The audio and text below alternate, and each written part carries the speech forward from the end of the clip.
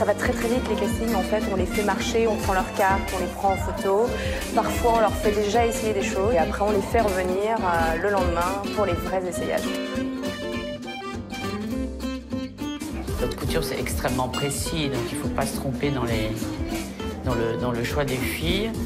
Après, on est très ouvert sur tout type de filles, des blondes, rousses, claques. Des filles fraîches, qui dégagent quelque chose, qui sont intéressantes, qui ont une bonne attitude aussi, qui sont pas là en arrivant au casting à tirer la tronche. Simplement des filles, je dirais, élégantes, avec une certaine élégance et oui, une sorte de raffinement. Ce n'est pas juste la taille, ce n'est pas juste le look, c'est aussi l'attitude, particulièrement dans un défilé. Quand le modèle marche, la façon dont elle se tient, la façon dont elle ressent la robe, ça fait vivre la robe.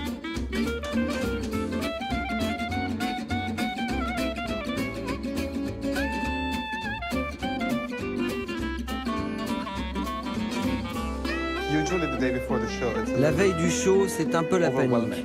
Tout commence à être en place, mais il y a encore beaucoup de détails à régler dans la journée, beaucoup d'informations qui arrivent. C'est assez paniquant, stressant, mais franchement, c'est beau.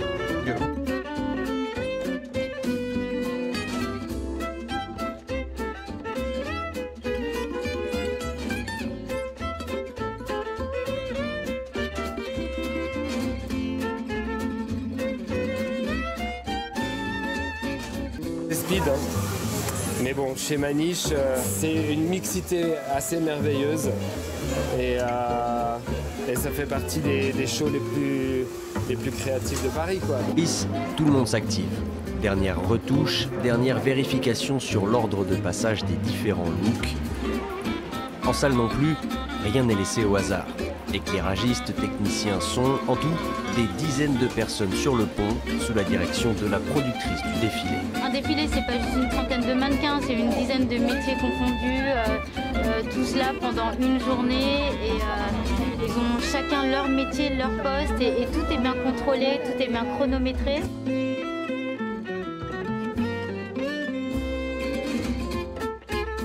Le punk cancan, ça veut dire que c'est un mélange de trois choses.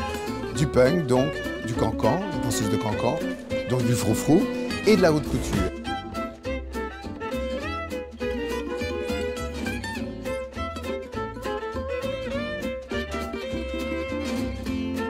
Donc ça veut dire une élégance punk couture, comme ça, avec quand même un petit peu de froufrou et de romantisme.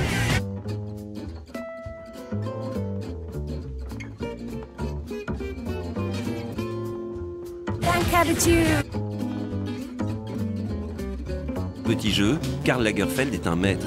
C'est la palette des premières années de Marie-Laurencin. Ça veut dire des pastels très pâles, rehaussés de gris et des petites touches de noir. Il y a plus de 10 millions de perles dans la collection et des cristaux et des choses comme ça. C'est incroyable.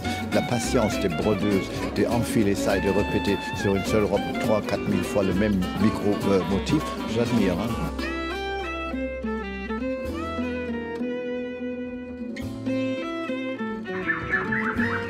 Bucolique, c'était le thème de ses collections printemps-été.